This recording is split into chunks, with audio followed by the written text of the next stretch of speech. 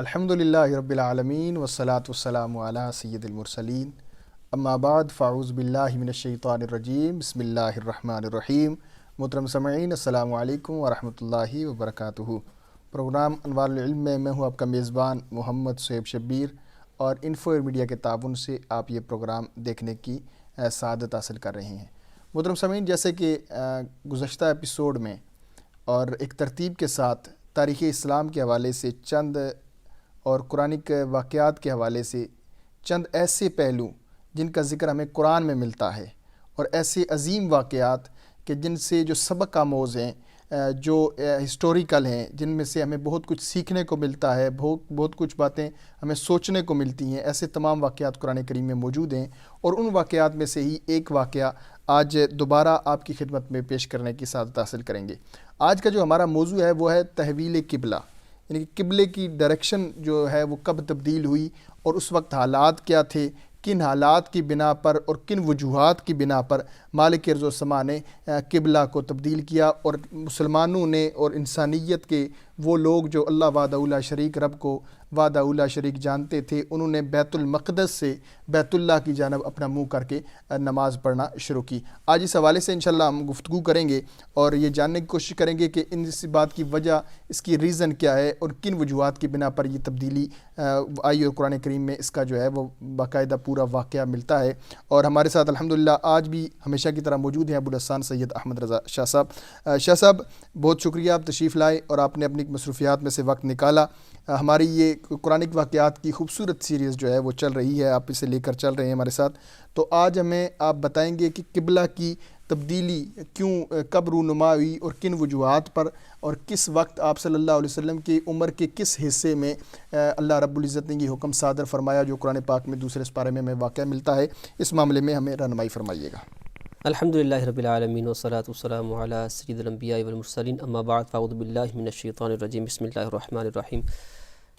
محترم ناظرین، صہیب بھائی، قرآن پاک کی سورہ بقرہ کی آیت نمبر 144 میں تبدیلی قبلہ کا ذکر ملتا ہے، اور تفصیل اس کی کچھ اس طرح ہے کہ حضرت آدم علیہ السلام سے لے کر حضرت موسیٰ علیہ السلام تک جو قبلہ رہا وہ کعبہ ہی رہا، اور پھر حضرت موسیٰ علیہ السلام سے حضرت عیسیٰ علیہ السلام تک قبلہ بیت المقدس، اور مسلمان بھی بیت المقدس کی طرف منہ کر کے نماز پڑھا کرتے تھے۔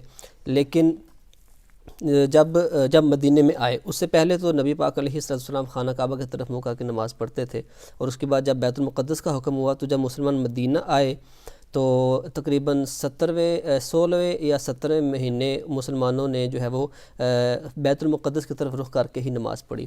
اصل میں قبلہ خانہ کعبہ جو قبلہ بنا، یہ نبی پاک علیہ السلام کی بہت دلی خواہش تھی کہ وہ میرے جو باپ ابراہیم کے ہاتھوں سے بنایا گیا جو کعبہ ہے، میں اس طرف رخ کر کے نماز پڑھوں۔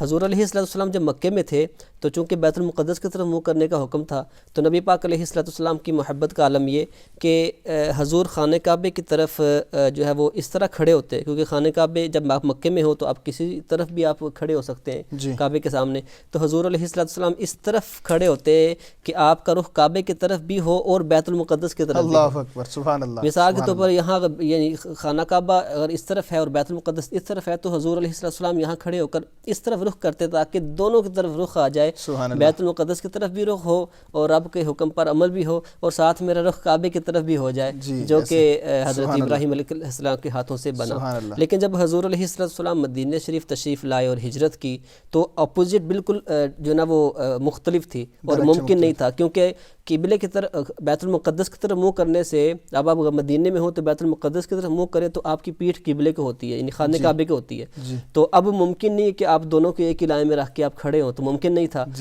اور یہودیوں کے ذہن میں بھی جو ہے نا وہ یہ تانے دیا کرتے تھے کہ تم جو ہے وہ ہماری مخالفت کرتے ہو، لیکن ہمارے قبلے کی طرف منہ کر کے تم نماز پڑھتے ہو۔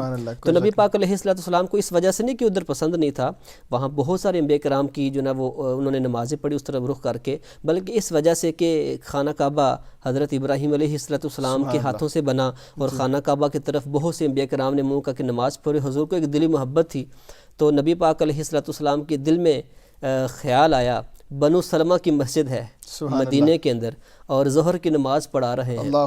اس سے پہلے کہ میں اس طرف جاؤں، میں ایک واقعے کی طرف اشارہ کروں گا۔ قرآن پاک میں حضرت موسیٰ علیہ السلام نے جب رب تعالیٰ سے ہم کلامی کا شرف حاصل کیا کوہ طور پر، جی تو وہاں اللہ تعالیٰ نے حکم ارشاد فرمایا کہ اے موسیٰ جا فرعون کی طرف اور اس کی طرف جا کر جو ہے وہ میری توحید کا اعلان کر اور اس کو دین کی طرف بلا۔ اللہ اکبر۔ حضرت موسیٰ علیہ السلام نے مسائل کی نا ایک لسٹ رب کے سامنے رکھی سورہ شعراء کے اندر کہ انی اخاف ان یکذبون، یا اللہ مجھے خوف ہے، مجھے ڈر ہے کہ وہ مجھے جھٹلائیں گے، اور ویضیق صدری، اور میرا سینہ تنگ ہو جائے گا، اگر مجھے کسی بات پہ جلال آ گیا تو میرا سینہ تنگ ہو جاتا ہے، ولا ینطلق لسانی، میری زبان جو ہے وہ صحیح طرح شاید نہ بولے، تو میری بیک اپ کے لیے جو ہے وہ ہارون کو میرے ساتھ بھیجیے۔ تو اللہ تعالیٰ نے یہ فرمایا کہ کلا، کوئی مسئلہ نہیں، سارے معاملات حل ہو جائیں گے، لیکن آپ جائیے۔ حضرت موسیٰ علیہ السلام کلیم اللہ ہیں اور ادھر حضور علیہ السلام حبیب اللہ ہیں، تو کلیم اور حبیب کا فرق دیکھیے کہ ادھر رب تعالیٰ نے کہا کہ سارے مسائل حل ہو جائیں گے، ادھر مسائل رکھے رب تعالیٰ کے سامنے اور کہا نہیں آپ پھر بھی جائیں اور کوئی مسئلہ نہیں جو نا وہ اظہار کیا، لیکن ادھر حضور علیہ السلام کے صرف دل میں بات آئی، اظہار بھی نہیں کیا۔ اللہ اکبر۔ بنو سلمہ کی مسجد کے اندر ظہر کی نماز میں نبی پاک علیہ السلام کے دل میں خیال آیا کہ کہیں قبلہ تبدیل ہو جائے تو کتنا مزہ آئے، تو رب تعالیٰ نے حضرت جبرائیل علیہ السلام کو بھیج دیا، اور اسی وقت آیت اتری، آیت نمبر 144 سورہ بقرہ کی دوسرے سپارے کی شروع میں، قد نرا تقلب وجہک فی السماء فلنولینک قبلۃ ترضاها، اے محبوب ہم آپ کا بار بار آسمان کی طرف دیکھنا دیکھ رہے ہیں، ہم آپ کو اس طرف پھیر دیں گے، اس قبلے کی طرف پھیر دیں گے، کعبے کی طرف پھیر دیں گے، ترضاہا، تاکہ آپ راضی ہو جائیں۔ یعنی حضور علیہ السلام کی رضا کی خاطر رب تعالیٰ نے قبلہ تبدیل کر دیا۔ لوگوں کو کہتے سنا ہے آج کل لوگ، کئی ایسے بھی پیدا ہو گئے بدبخت جو کہتے ہیں کہ حضور کے چاہنے سے کچھ نہیں ہوتا۔ سبحان اللہ۔ میں تو کہتا ہوں حضور کے چاہنے سے کچھ نہیں ہوتا، حضور چاہے تو اللہ تعالیٰ قبلے تبدیل فرما دیتا ہے، حضور کی چاہت پر ہی قبلہ بدلا۔ نبی پاک علیہ السلام کے کہنے پر آپ کی چاہت پر اللہ تعالیٰ نے حکم ارشاد فرمایا اور قبلہ جو ہے وہ تبدیل ہو گیا۔ وہ ایک شاعر کہتا ہے نا کہ می وریا کستوریاں دا، اللہ اکبر، می وریا کستوریاں دا، جدو یار نچوڑیاں زلفاں، کعبہ ادھر بنیا سائم جدھر یار نے موڑیاں زلفاں۔ جہاں حضور علیہ السلام کا رخ ہو گیا اور حضور کی چاہت ہو گئی، رب تعالیٰ نے قبلہ خدا تبدیل کی فرما رضا دی۔ چاہتے ہیں دو عالم، خدا چاہتا ہے خدا رضائے چاہتا ہے محمد، رضائے محمد، ساری کائنات اللہ تعالیٰ کی رضا چاہتی ہے۔ سبحان اللہ، حضرت عائشہ صدیقہ رضی اللہ تعالیٰ کہتی ہیں حضور کو عرض کرتی ہیں یا رسول اللہ میں دیکھتی ہوں کہ آپ کا رب آپ کی خواہش پوری کرنے میں جلدی فرماتا ہے، جو حضور کی خواہش ہوتی ہے، جو حضور کے دل میں بات آتی ہے، اللہ تعالیٰ اس کو پوری کرنے میں جلدی فرماتا ہے۔ یہ حضور علیہ السلام کی ذات کا کمال ہے کہ رب تعالیٰ نے قبلہ تبدیل فرما دیا، اور ہوا اس طرح کہ 2 رکعتیں ہو گئی تھیں، اللہ اکبر، دل میں جب بات آئی، بڑا نفیس، بڑا نکتہ ہے، دل میں بات آئی اور دوسری رکعت میں تھے، تو رب تعالیٰ چاہتا تو اس نماز کو مکمل کرنے کے بعد قبلے کی تبدیلی کا حکم دیتا، لیکن جب حضور علیہ السلام نے آسمان کی طرف دیکھا تو رب تعالیٰ کی ذات کو گوارا نہ ہوا اور دوران نماز ہی قبلے کی تبدیلی کا حکم ہو گیا، اور جس طرف حضور کھڑے ہو کر اس مسجد میں کھڑے ہو کر نماز پڑھ رہے تھے بیت المقدس کی طرف منہ کر کے 2 رکعتیں مکمل کی، جب قبلے کی تبدیلی کا حکم نماز کے اندر ہی آ گیا، حضور علیہ السلام ادھر سے اپوزٹ ڈائریکشن کعبے کی طرف آپ نے رخ کیا اور جو ہے وہ ادھر 2 رکعتیں مکمل فرمائیں۔ یہ مسجد قبلتین مدینے کے اندر اب بھی موجود ہے، الحمدللہ سعادت حاصل ہوئی ہے، مجھے بھی زیارت کی۔ اللہ تعالیٰ کرے کہ جتنے ہمارے ناظرین ہیں اور جتنے ہماری جو ہے وہ انفرارڈ میڈیا اور انوار العلم کی ٹیم ہے، اللہ تعالیٰ سب کو بار بار سعادت دے اس مدینے کی حاضری کی، اور وہاں جائیں اور ان مقامات کی زیارت کریں کہ جو مقامات وحی خدا کے نزول کے مقامات ہیں، جہاں پر رب تعالیٰ کی وحی کا نزول ہوا۔ اور وہ مسجد قبلتین میں اگر آپ جا کے دیکھیں تو خانہ کعبے کی طرف جو مین محراب ہے، اگر اس کے آپ اپوزٹ دیکھیں تو اوپر ایک چھوٹا سا محراب بنایا ہوا ہے، جو اس بات کی جو ہے وہ اس بات کو ظاہر کرتا ہے کہ بیت المقدس اس طرف ہے۔ تو یہ ایک بہت ہی سمجھ لیں کہ نبی پاک علیہ السلام کی رضا والا اور آپ کی رضا پر رب تعالیٰ کا قبلے کو تبدیل کرنے والا معاملہ پیش آیا۔ تو اب دیکھیں ایک نقطہ اور بھی ہے، نبی پاک علیہ السلام سے لے کر اب تک کتنے جو ہے وہ مسلمانوں نے نماز جو ہے نا وہ عبادت کی، رب کو سجدے کیے خانہ کعبہ کی طرف منہ کر کے، اور قیامت تک جو لوگ آئیں گے ان کا شمار نہیں ہے، عبادتیں، سجدے اور قبلے کی جو ہے نا وہ طواف کرنا اور اس کی طرف منہ کر کے نماز پڑھنا، نفل پڑھیں، فرض پڑھیں، دنیا میں آپ جہاں پر بھی ہوں آپ خانہ کعبہ کی طرف منہ کر کے نماز پڑھیں گے تو نماز آپ کی ہوگی، ادروائز آپ کی نماز نہیں ہوگی.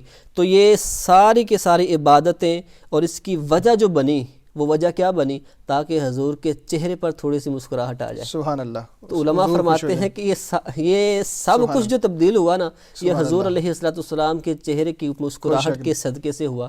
تو یعنی کائنات کے اندر جو کچھ بھی ہمیں ملا وہ نبی پاک علیہ السلام کے صدقے سے ہمیں ملا. یہ ایک تبدیلی قبلہ کا واقعہ مختصر. سبحان اللہ. بڑی خوبصورت انداز میں، بڑے آسان الفاظ میں آپ نے ہمیں جو ہے وہ قبلہ کب تبدیل ہوا اور کن وجوہات کی بنا پر ہوا آپ نے بیان فرمایا. اور دیکھیے کہ جب قبلہ تبدیل ہوا، جب آپ صلی اللہ علیہ وسلم نے نماز کی حالت میں جو ہے وہ اپنے سمت تبدیل فرمائی، تو صحابہ نے یہ نہیں پوچھا کہ جناب آپ ادھر تھے اب ادھر کیوں ہو گئے، ایسے کیوں ہو گیا، بلکہ آپ صلی اللہ علیہ وسلم کی اتباع کرتے ہوئے، آپ کی اقتداء میں آپ نے فوراً جو ہے وہ اپنا رخ تبدیل فرمایا. صحابہ کرام تو ان کا تو ایمان یہ تھا کہ جو حضور کرتے ہیں وہی دین ہے. سبحان اللہ. حضور کے اداؤں کا نام ہی دین ہے، کیونکہ انہوں نے تو نبی پاک علیہ السلام ہی کو دیکھنا تھا. جی. وہی تو حضور علیہ السلام پہ اترتی، اور نبی پاک علیہ السلام ہی جو ہے وہ کیا جو ہے وہ شریعت کے مالک رب تعالیٰ کی طرف سے ہیں. تو جو حضور کر دیتے ہیں، حضور علیہ السلام بول دیتے ہیں، صحابہ کرام اسی کو اپنا لیتے ہیں. یہ ہے عشق کی انتہا. سبحان اللہ. خدا کی رضا چاہتے ہیں دو عالم، خدا چاہتا ہے رضائے محمد. پاک پروردگار ہمیں قرآن پڑھنے کی، قرآن سیکھنے کی، قرآن سکھانے کی توفیق عطا فرمائے. ہم سب کے دلوں میں وہ آپ صلی اللہ علیہ وسلم کی نسبت مالک ارض و سما پیدا فرمائے، تاکہ ہم بھی آپ صلی اللہ علیہ وسلم سے پیار کر سکیں، آپ سے محبت کر سکیں.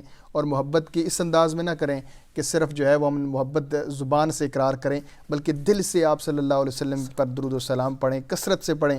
اگر ہم آپ صلی اللہ علیہ وسلم کو راضی کریں گے تو یقیناً خدا تعالیٰ بھی ہم سے راضی ہوگا. اللہ میرا، آپ کا، ہم سب کا حامی و ناصر ہو. اپنی دعاؤں میں ضرور یاد رکھیے گا، اور قرآن پڑھنے کی خود بھی کوشش کریں اور دوسروں کو بھی اس کی طرف لے کر آئیں. یقیناً یہ اچھا عمل ہے، یہ وہ عمل ہے جو اس دنیا میں بھی ہمارے کام آئیں گے، اور اس دنیا سے جانے کے بعد جب اولاد چھوڑ جائے گی، ماں باپ ہمیں دفنا کے واپس آ جائیں گے، عزیز و اقربا جن کے بغیر ایک وقت ہمارا نہیں گزرتا، ایک گھڑی نہیں گزرتی، انہیں ہم کال نہ کریں، انہیں ملے نہیں، جب وہ سب چھوڑ کے آ جائیں گے، اس وقت اندھیری قبر میں جو چیز کام آئے گی وہ چیز آپ صلی اللہ علیہ وسلم کی نسبت ہے، آپ سے محبت ہے، قرآن کی تلاوت ہے، درود و سلام کی کثرت ہے. اگر ہم یہ اچھے اعمال، چھوٹے چھوٹے اعمال جنہیں ہم چھوٹے سمجھتے ہیں، اگر یہ ہم کرنے کا معمول بنا لیں تو یقیناً ہماری کامیابی کی کنجی ہے. اور یہی وہ چیزیں ہیں جو ہمارے ساتھ ہماری اندھیری قبر میں من و مٹی کے نیچے ہمارے ساتھ جائیں گی. اللہ رب العزت ہمیں یہ کام کرنے کی، آج سے میں بھی نیت کرتا ہوں، آپ بھی نیت کریں کہ اچھے اچھے کام کریں گے، اور یہ کام کرنے کی ترغیب دوسروں کو بھی دلائیں گے. وآخر دعوانا ان الحمدللہ رب العالمین. If you like this video, please give it a like and a thumbs up. Leave your comments below. Share it with your friends, your family and your children. And don't forget to subscribe to this channel. We'll see you next time. Keep watching and spread the blessings to everyone. Assalamu alaikum wa rahmatullahi wa barakatuh.